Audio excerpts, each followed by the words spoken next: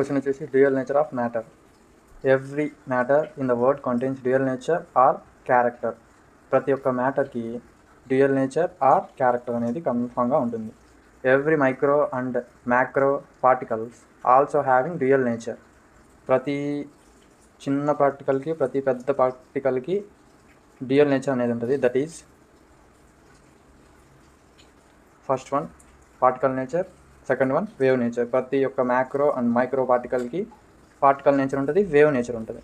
Then particle function can be specified by its mass and velocity. Particle ఇదొక particle, ఇదొక bike అనే particle. దీనికి బైక్కి వెయిట్ ఉంటుంది, ఎంత వెయిట్ ఉంది అని వెయిట్ ఉంటుంది. నెక్స్ట్ ఎంత ఫాస్ట్లో పోతుంది, వెలాసిటీ అంటే స్పీడ్ అనేది ఉంటుంది. దాన్ని particle function. Particle function can be specified by its mass and velocity etcetera. Next వచ్చేసి wave function. Wave function can be specified by its frequency and wavelength. Frequency ఇది ఒకటి తీసుకుంటే ఫ్రీక్వెన్సీ అంటే ఇది ఎంత పోతుంది ఏం కదా అని. దాని తర్వాత వేవ్ లెంత్. ఒక్కొక్క వేవ్కి ఇప్పుడు దీని మధ్య ఇదొక వేవ్ దీని మధ్య ఉండే వేవ్ లెంత్నే లాండా అంటాం. Wave function can be specified frequency and wavelength. Next mechanical theory.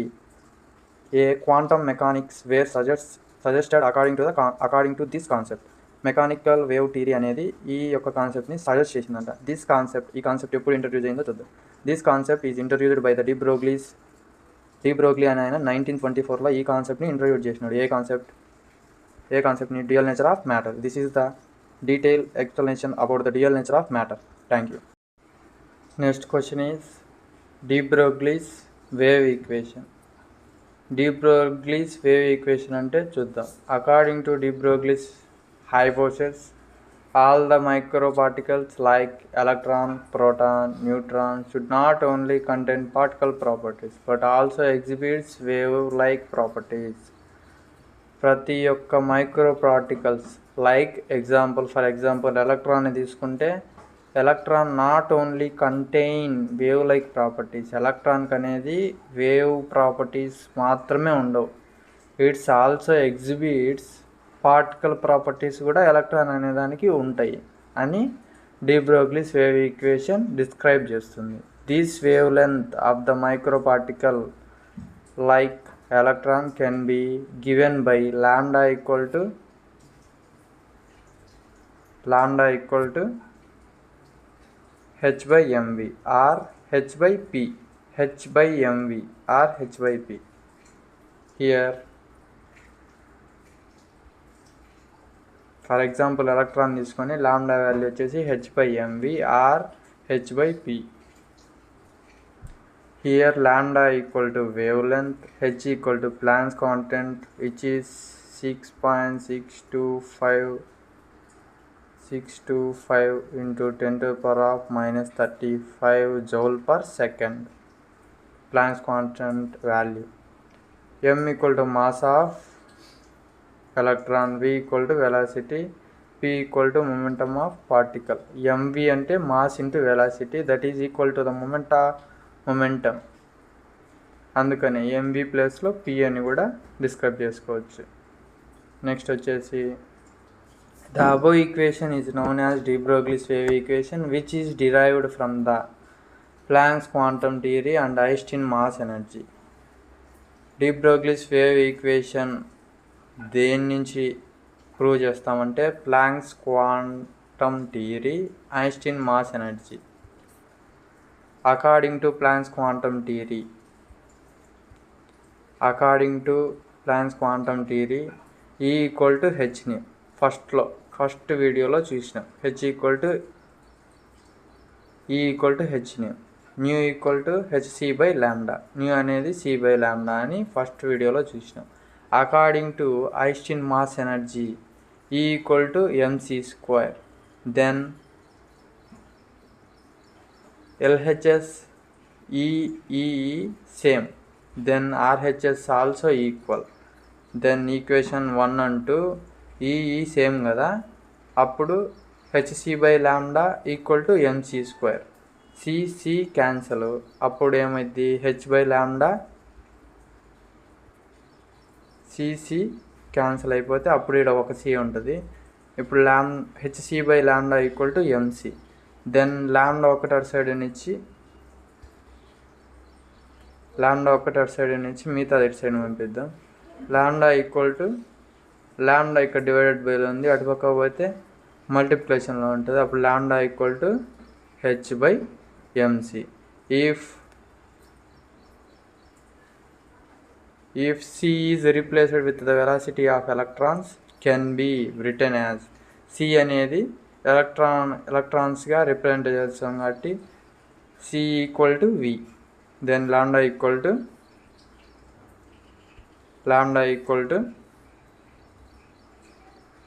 h/mv. De Broglie's theory is significant for microparticles only. De Broglie's theory signify చేస్తుంది దేంట్లోని మైక్రోపార్టికల్స్. లైక్ ఎగ్జాంపుల్ వచ్చేసి electron. For microparticles which do not have higher wave length, so wave properties can be observed. ఆ మైక్రోపార్టికల్స్కి wave length అనేది చాలా చిన్నగా ఉంటుంది కాబట్టి దానివల్ల wave properties cannot be observed. Wave properties అనేది అబ్జర్వ్ చేయలేదు. That is the significant of the de Broglie's wave theory. Thank you. Next one వచ్చేసి important topic in BTech first year, Heisenberg uncertainty principle. First దీని యొక్క definition చూద్దాం. One of the most important consequence of dual nature of the matter is uncertainty principle. One of the main consequence of dual nature of the matter is uncertainty principle, which is developed by the Heisenberg in 1926. అక్కడ planks quantum theory dual nature of matter వచ్చేసి ఎప్పుడు కనుక్కున్నాడు? 1924. దాని తర్వాత Heisenberg uncertainty principal Heisenberg అని ఆయన 1926లో కనుక్కున్నాడు. Heisenberg states that it is impossible to measure simultaneously both the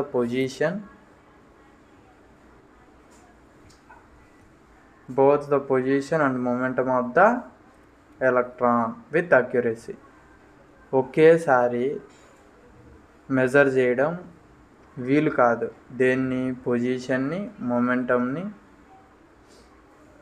particle యొక్క పొజిషన్ని, మూమెంటన్ని ఒకేసారి మెజర్ చేసేదానికి కుదరదు అని చెప్పినాడు. ఎవరు? హైసెన్బర్గ్. ఎప్పుడు చెప్పిండు? 1926. ద ఈక్వేషన్ వచ్చేసి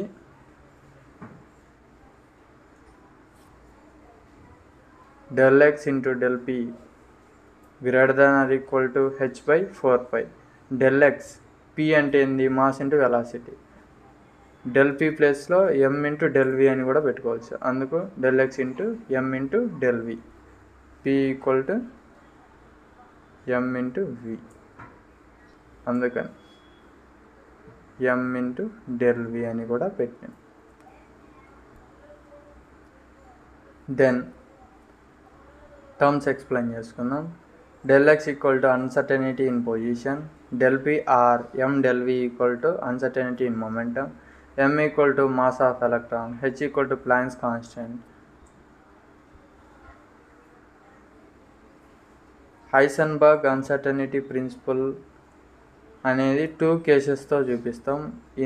if the position of the particle ∆x equal to 0, then the position of the momentum ∆v equal to infinity.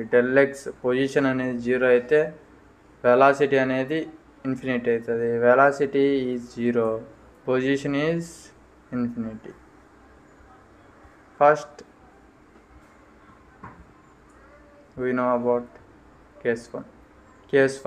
If the position of the particle ∆x position, uncertainty position is equal to 0, then ∆x into m∆v equal to h/4π. దీని నుంచి ∆x ∆v left సైడ్లో నుంచి m అనేది ఇక్కడ multiply చేస్తుంది, ఇక్కడికి వస్తే divide by అయింది. ∆x into ∆v equal to h/4πm. ఇప్పుడు మనకేమి ఇచ్చిన క్వశ్చన్లో ∆x ఈక్వల్ టు 0 సబ్స్టిట్యూట్ చేసినాం. ∆x equal to 0, m∆v equal to h/4π. అప్పుడు ∆x ఈక్వల్ టు 0 చేసినప్పుడు అప్పుడు ఏమైంది? డెల్ వి ఒక చోట ఉంటుంది, అవన్నీ ఇటు సైడ్ పంపించి అప్పుడు డెల్ ఎక్స్ అనే దీని ప్లేస్లో డెల్ ఎక్స్ ప్లేస్లో 0 పెడితే అప్పుడు ఎనీథింగ్ బై 0, ఎనీథింగ్ బై 1/0 ఏమైంది ఇన్ఫినిటీ. అప్పుడు del v equal to infinity. అది case 1. Next case 2. If the momentum of the particle del v equal to 0, then del x equal to infinity. Then ఇది ఎలాగో prove చేద్దాం. del x into m del v equal to h by 4 pi. del x into del v equal to h by 4 pi m. del x equal to h by 4 pi m into del v. ఇక్కడ del v మల్టిప్లికేషన్లో ఉంది, అందుకే ఇక్కడికి division లేక వచ్చింది, equal to పై. ఇప్పుడు h by ఈ కింద del వి అనేది ఏమి ఇచ్చిన మన క్వశ్చన్లో, డెల్ వి అనేది 0 ఇచ్చిండు. డెల్ వి అనేది 0 సబ్స్టిట్యూట్ చేద్దాం. h/0 equal to infinity. Therefore del x equal to infinity. Then the significance చూద్దాం. Heisenberg uncertainty principle has no significance for micro పార్టికల్స్కి అనేది హైసెన్బర్గ్ అన్సర్టనిటీ ప్రిన్సిపల్లో సిగ్నిఫికెంట్ అనేది ఉండదు. Which gives the nature of the wave only. Heisenberg uncertainty principle దేన్ని సూచిస్తుందంటే nature of the wave దాన్ని ఒక్కదాన్నే చూపిస్తుంది. Which is used, Heisenberg uncertainty is used to find the probability of finding an electron యొక్క ప్రాబబిలిటీని find చేసేదానికి Heisenberg uncertainty principal ఉపయోగపడుతుంది. This is about the Heisenberg uncertainty principal. This is very important for sem exams. Thank you.